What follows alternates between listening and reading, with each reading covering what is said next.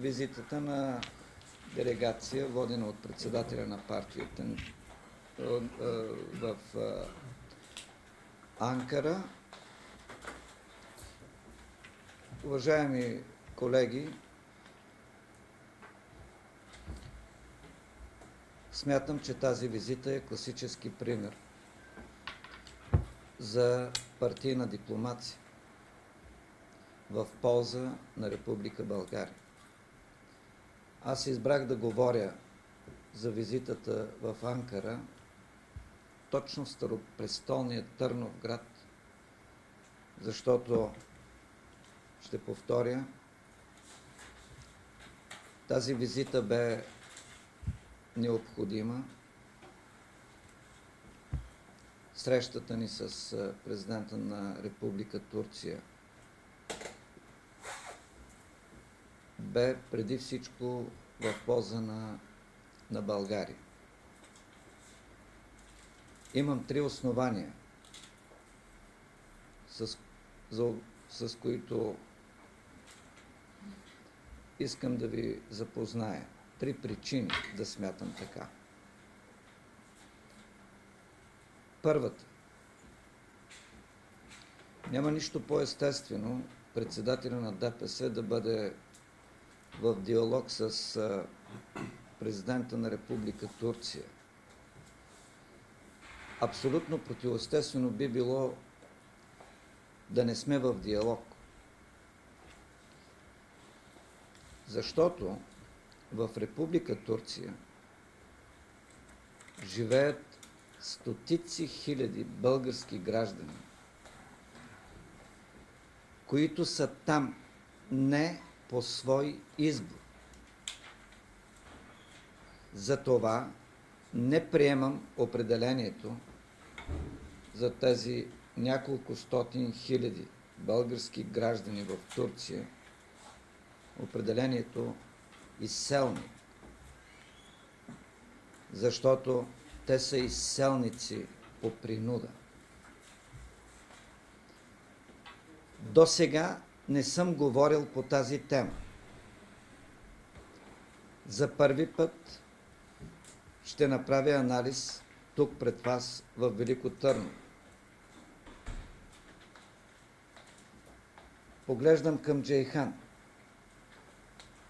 поглеждам към Далово, поглеждам към Бюрхан Абазов, към Айхан Етем. Няма да видите, погледнете ме и мен, няма да видите представител на турското малцинство в България, който да не изживява болката на разделените семейства. Аз имам много роднини, най-близки, които бяха принудени да се изселят било в Измир, било в Бурса. Имам много разделени братя и сестри. Едните живеят в България, други в Република Турция. Няма нищо по-естествено от това. Политическата сила, която представлява интересите на тези избиратели, да бъде в ефективен диалог с президента на Република Турция.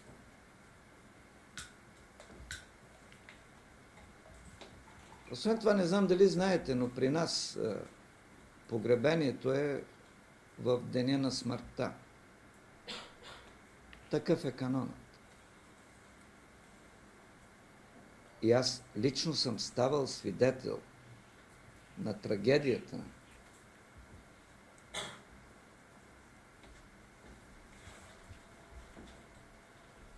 Брат да не може да присъства на погребение на своя сестра. Не разбирам тази агресия, с която е посрещната срещата ми с президента на Република Турция. Втората много важна причина. И аз бих препоръчал и лидерите на другите партии да бъдат в активен диалог с Анкара, защото човек трябва да отиде там, да се срещне с държавниците в Анкара, за да се убеди, че Турция е една откровенно приятелска страна.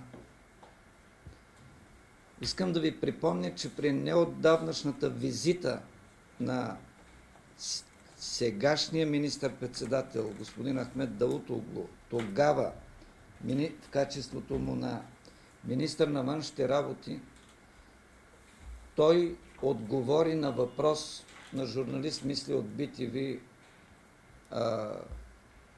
какво е отношението му към определени български политически сили.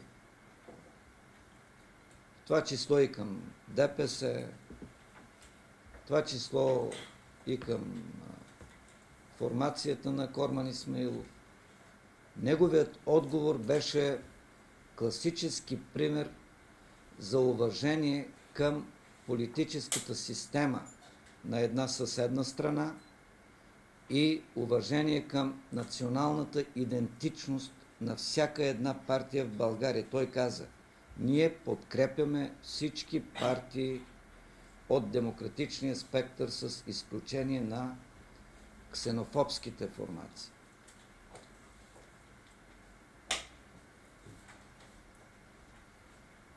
Турция е една страна, която е успяла да икономизира своите външни отношения и е страна с огромен инвестиционен ресурс, от който България може да се възползва в много по-голяма степен, отколкото успява да го прави сега. Това е страна, която преди 7-8 години е инвестирала едва 3 милиарда в Африка, Централна и Южна Африка. Днес инвестициите на Турция в Централна Африка, в тези държави, е над 20 милиарда долара, 25 милиарда долара. Аз знам колко е трудно за едно обременено съзнание да приеме, че добрите отношения с Турция наистина биха били безкорисни.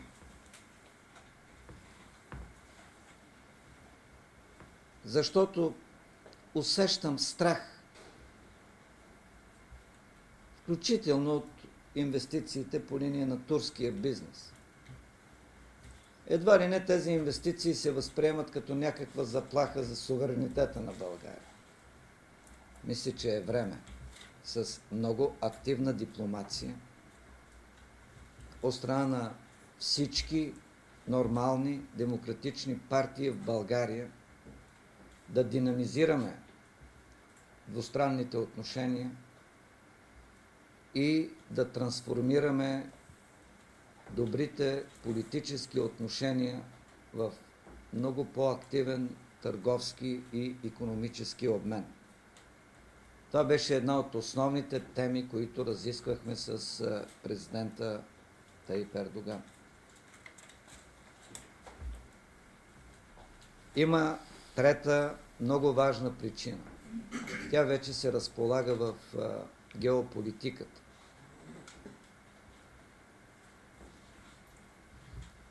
Днес регионът, Балканите, Европа, вижте кризата в Украйна, светът,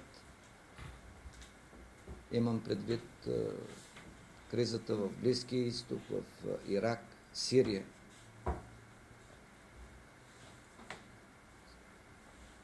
Регионът, Европа, светът са изправени пред изключително тежки етно-религиозни предизвикателства. Необходим е подход за решаването им.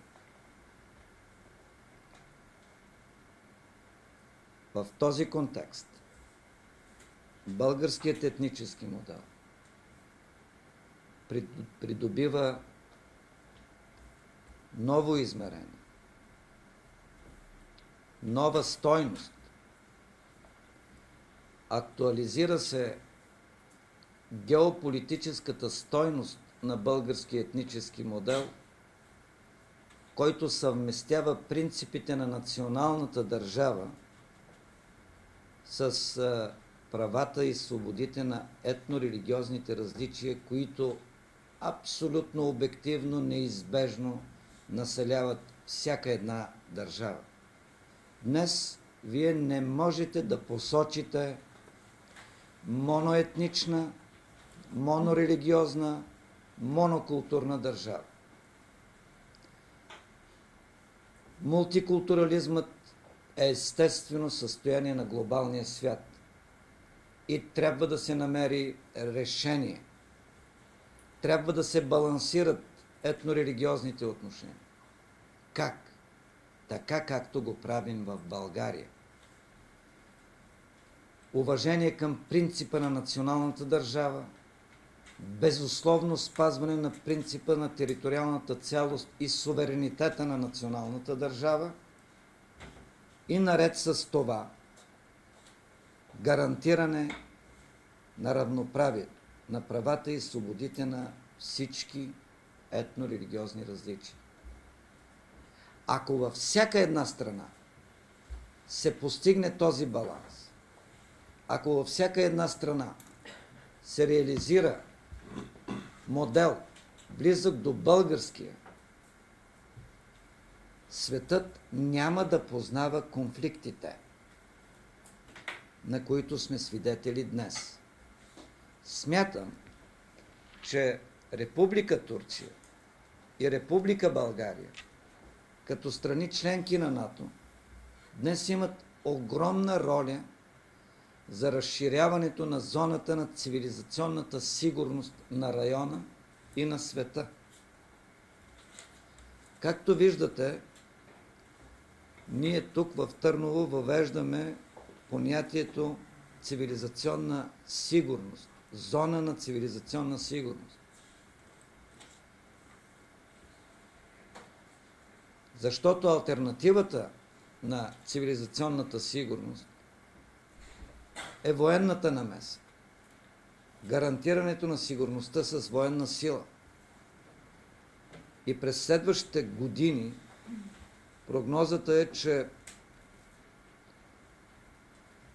етнорелигиозните предизвикателства ще останат актуални. И в този смисъл България трябва да се опита да капитализира своя продукт, наречен български етнически модел. Ние трябва да интернационализираме този продукт, защото чрез него можем да дадем своя ценностен принос за разширяването на зоната на цивилизационна сигурност на региона и на света. Дано не бъда лош пророк, но мисля, че през следващите години ще имаме немалко основание да си спомняме тази пресконференция.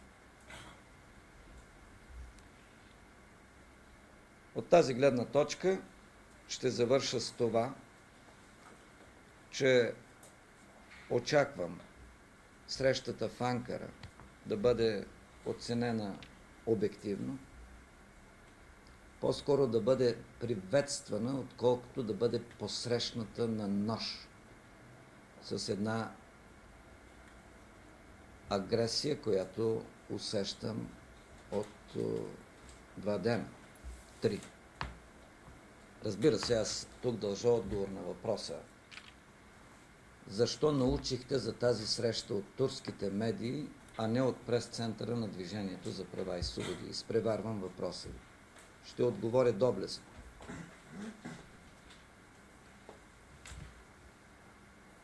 Ние поискахме отдавна среща с господин Ердоган. Положителният отговор дойде за миналия петък. И понеже той е домакин на срещата, ние сметнахме, че на нас ни отива да бъдем по-скромни и официалната информация да изтече от домакина. Това е първата причина. Втората, ще призная. Бях силно притеснен, че ако инициативата да информираме медиите бъде наша, моя, най-вероятно днес щях да бъда подложен на истински огън, че използвам срещата за пропагандните цели, свързани с кампанията за избиране на народни представители в 43-то Народно събрание. Водеше ме единствено, ако щете, страхът да не бъда обвинен, да, че бих експлоатирал за вътрешно политически цели тази визита. Нямам такова намерение. И ако не се беше дигнал толкова шум около тази среща, може би нямаше да стигнем и до тази пресконференция. Аз наистина не бих използвал за целите на предизборната кампания тази среща. Не ме търсете там. Въпреки това, ако трябва да оценя нещата от днешна гледна точка, може би беше редно и ние да изпратим едно, макар и кратко, през съобщение.